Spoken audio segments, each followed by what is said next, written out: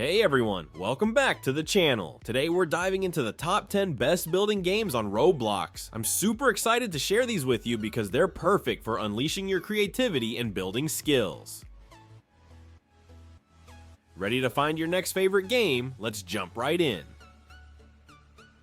Number 10, Factory Town. Factory Town is a fantastic building game that offers a blend of creativity and strategy. In this game, you'll gather materials to design intricate conveyor systems and storage solutions. Your goal? To produce a variety of items, from simple gadgets to sophisticated machinery, and sell them in the city for profit. As you advance, you can expand your operations by growing your own trees, setting up an automatic tree farm, and managing resources like in Lumber Tycoon, but with a more focused Tycoon experience.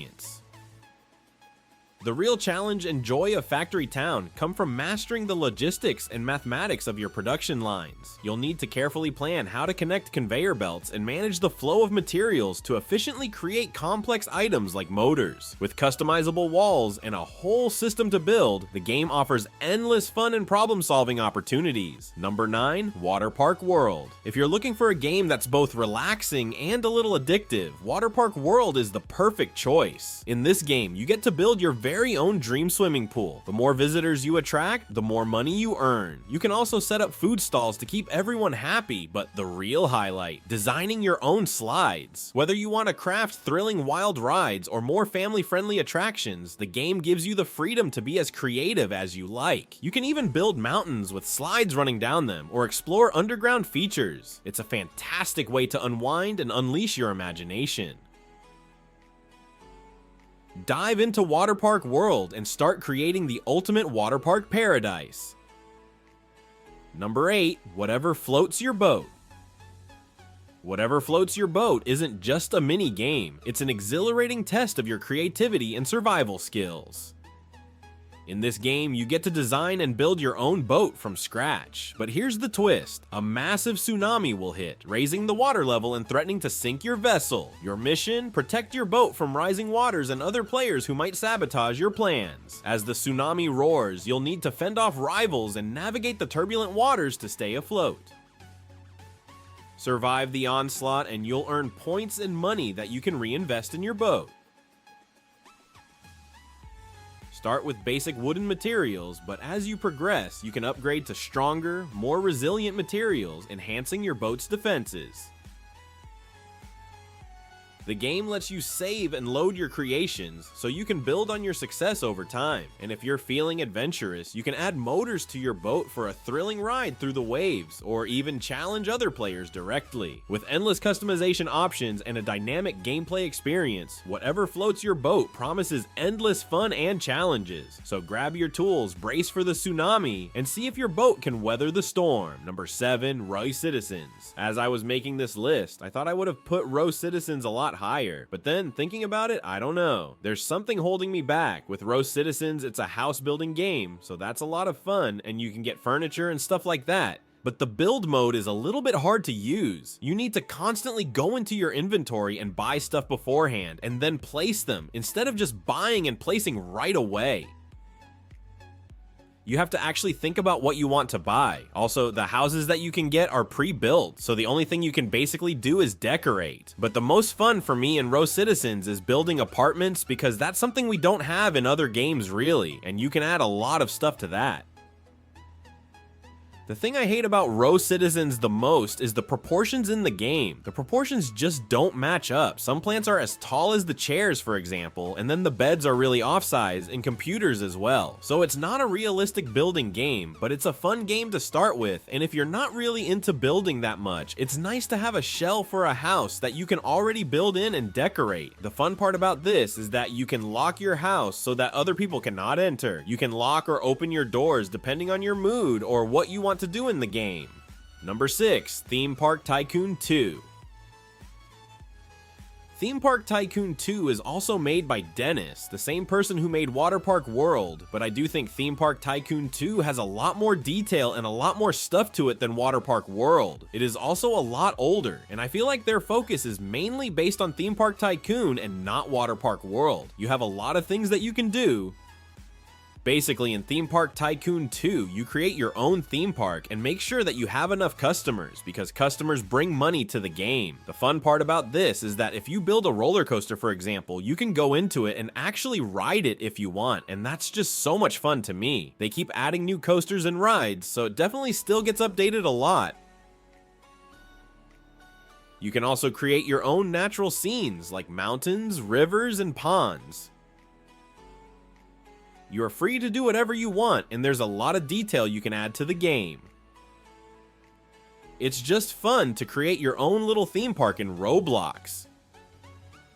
Another thing I must say about Theme Park Tycoon 2 and Water Park World is that building is very easy and making money is not too hard as well. But buying money is so cheap. If you have a lot of Robux and you want to spend some Robux on those games, it's really cheap to buy some money and just continue building whatever you want to build without having to wait for more money to come in. So that's a really good thing. Number 5, build a boat for treasure. You might think, why is build a boat for treasure so high on this list? But this game actually has a really good building system. What you do in build a boat for treasure is similar to whatever floats your boat, but different. You build your own boat or whatever you want to build. You can even build planes now if I'm correct. You can fly boats and stuff like that now. What you do is build a strong boat and make sure that you get as far as possible into the level. There are levels for each section, and going through them, your boat will be attacked and destroyed. You need to make sure to get as far as possible and possibly reach the end if you can. It's a little bit like Minecraft where you place blocks. If you get money, you can buy chests, and you will get blocks from those chests. Every single block has a different purpose, so you need to look that up. It's really immersive, and you need to look stuff up before you can get better at the game, which is a lot of fun for me.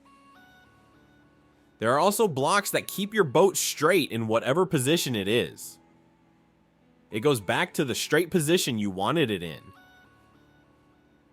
There's just a lot of detail to it, and you need to look up what each block does and build your own block creation. You have the freedom to build anything you like because it's just blocks that you add to your build. Using your creation to see how strong it actually is and how well it's holding up is a lot of fun, but sometimes it can be a little bit boring to wait and see how far your boat gets, especially if you get better at the game and your boat is still slow. Like, if you don't have rockets or something like that, it can take a really long time for it to complete its run and get your money, so that's something to keep in mind as well. It's a time-consuming game, but you can save your boats and reload them. Number 4, Retail Tycoon 2.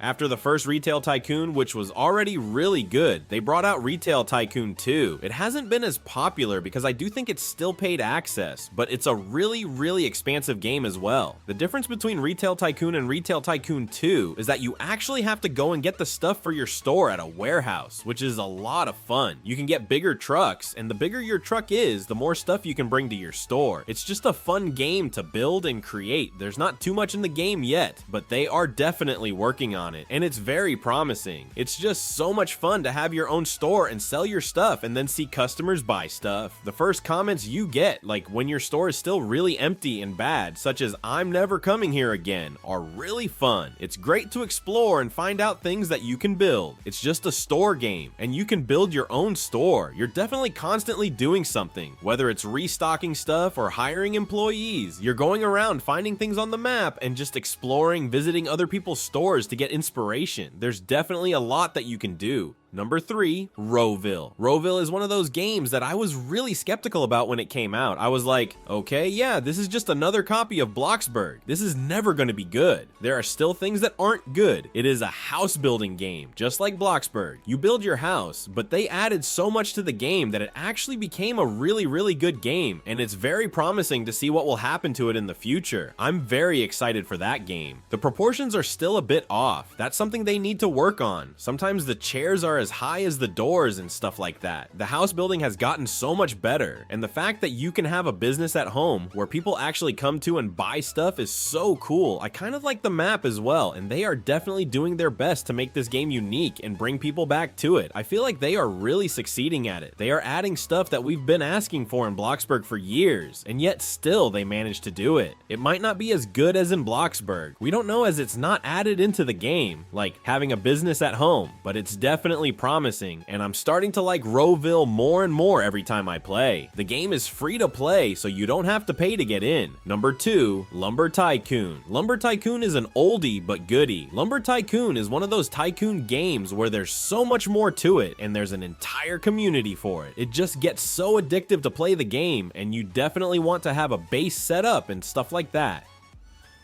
In Lumber Tycoon, you collect wood from anywhere on the map. There are different types of wood that you can collect. You build your own base, you can have conveyors, you can save up for stuff, you can get better access, and there are secret accesses that you can make. There's just so much detail to it.